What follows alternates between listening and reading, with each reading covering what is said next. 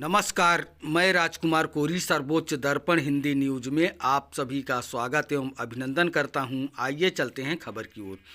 जन सुराज के नेता केशव भंडारी ने झंझारपुर अनुमंडल कार्यालय में प्रेस कॉन्फ्रेंस किया। आइए जानते हैं किन किन अहम मुद्दों पर चर्चा किया। आज प्रेस कॉन्फ्रेंस कराने का क्या उद्देश्य है? सबसे पहले तो सभी जितने भी आप लोग पत्रकार साथी आए हैं सबको केशव भंडारी का नमस्कार प्रणाम। आज जो ये प्रेस कॉन्फ्रेंस बुलाई गई है जन सुराज पार्टी की ओर से मुझे झंझारपुर विधानसभा 38 का प्रत्याशी बनाया गया है। ये आप लोगों के बीच सूचना साझा करने के लिए ये प्रेस कॉन्फ्रेंस बुलाया गया है।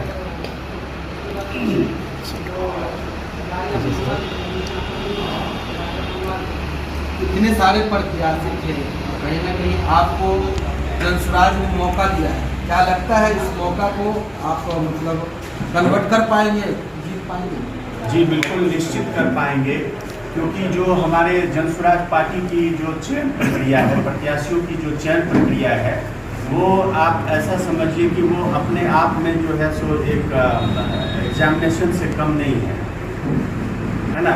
7 लेयर 9 लेयर में इस चीज़ का प्रक्रिया है, जिसमें पब्लिक से फीडबैक था। आपको अपने सभा के जरिए अपना दिखाना था कि आप पब्लिक के बीच में अपना क्या रखते हैं मजबूती, और भी बहुत सारी चीज़ें थी। शिक्षित हैं क्या है, कैसे करेंगे, आपका रोड मैप क्या है, बहुत सारी चीज़ें थी। लगभग 7-8 लेयर थे। इसके बाद ये मुझे सौभाग्य मिला है जनसुराज पार्टी की ओर से, तो ओबीबीएस है, निश्चित रूप से मैं कर पाऊँगी। जी मैं जनसुराज में आप समझिए कि जनसुराज का जो पदयात्रा मधुबनी में 29 अक्टूबर 2023 से शुरू हुआ था, उस दिन से मैं लगातार सक्रिय रूप से इस जनसुराज पार्टी में हूँ। उससे हालांकि मैं उससे पहले भी जो प्रशांत जी प्री विजिट के लिए आए थे, उस समय से मैं पहली बार मई के महीने में प्रशांत जी से शेखपुरा हाउस में मिला था 2022 में। पिछले 1 साल से लगभग आप झंझारपुर विधानसभा क्षेत्र के सभी पंचायत में जितने भी प्रत्याशी थे घूम रहे हैं, तो पब्लिक का क्या मूड देखे हैं, क्या अनुभव मिला है? देखिए बिल्कुल, बल्कि मैं तो ये कहूँगा कि पिछले 10 साल से 2015 के बाद जब से हमारे माननीय मुख्यमंत्री जी पलटी कुमार हुए हैं, तो आज 17 के बाद ये समझिए कि जनता जो है, हमारी जो देवतुल्य जनता है बिहार की, वो इंतजार कर रहे थे एक विकल्प का। तो आप ये समझिए कि जनता इंतजार कर रही थी एक सही विकल्प का। तो आप ये समझिए कि अभी तो लोग इंतजार कर रहे हैं कि 11 नवंबर के बजाय ये चुनाव जल्द हो जाए, 10 दिन के अंदर हो जाए। जब मैं जाता हूँ, मैं आपको एक और साझा करना चाहूँगा। मैं अपने अनुभव में अभी जनसुराज पार्टी की बात बता रहा हूँ।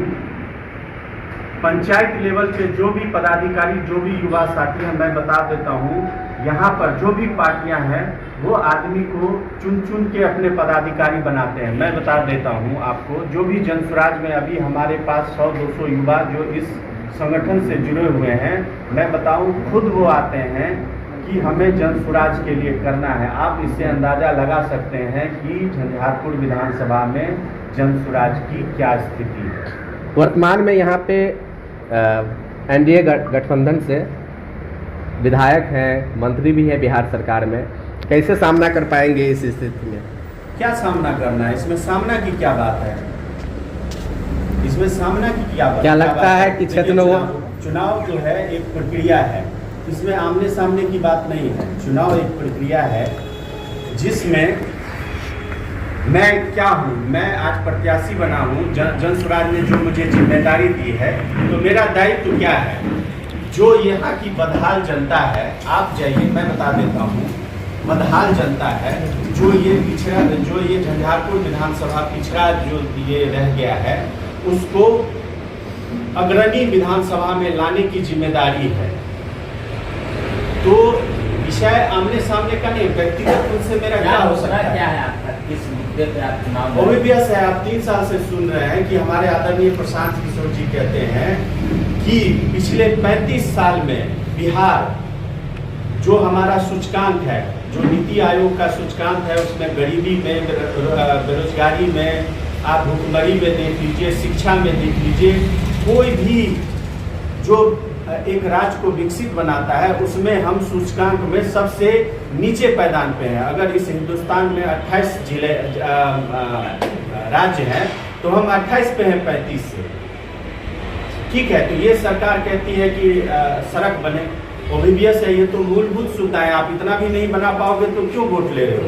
सत्ता पक्ष के द्वारा झंझारपुर को अति विकसित बताया जाता है, कहा जाता है यहाँ पर किसी भी विकास की कोई कमी नहीं है।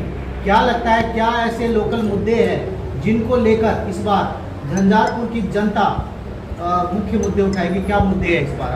अब इस पे मैं आप लोगों से ही ये प्रश्न पूछता, आप लोग तो पत्रकार साथी हैं, आप लोग तो हर जगह घूमते हैं पूरे विधानसभा में। एक स्कूल इस झंझारपुर विधानसभा में बता दीजिए जहां पर आप में से कितने के बच्चे पढ़ने जाते हैं सरकारी स्कूल में? कैसे विकसित हो गया है आप बताइए। मैं आप ही लोग से पूछता हूँ, मेरा भी बच्चा नहीं जाता है, मैं ये स्वीकार करता हूँ, मेरे भी बच्चे उसमें पढ़ने नहीं जाते हैं। क्या है, बिना शिक्षा के क्या हो सकता है? कोई भी देश आप कहीं भी जाइए, बिना शिक्षित के कैसे वो अच्छा रोजगार पाएंगे, कैसे अच्छी नौकरियां पाएंगे? आप बताइए, इस विधानसभा में जो भी कहते हैं कि हम विकसित ये विधानसभा बनाए हैं, आप एक स्कूल बताइए और आप लोग चलिए मेरे साथ, एक बार हो जाए मीडिया के सामने। सबसे